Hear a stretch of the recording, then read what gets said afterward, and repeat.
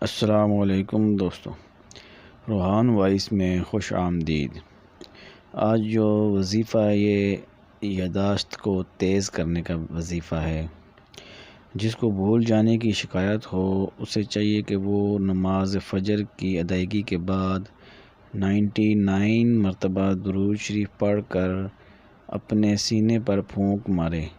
چند یوم کے عمل سے ہی اس کی دماغی حالت بہتر ہو جائے گی، حافظہ قوی ہو جائے گا اور بھول جانے کی عادت رفتہ رفتہ ختم ہو جائے گی انشاءاللہ۔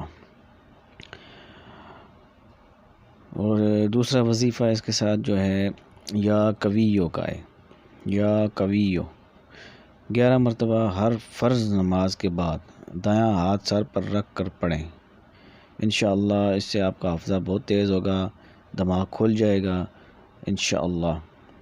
شکریہ۔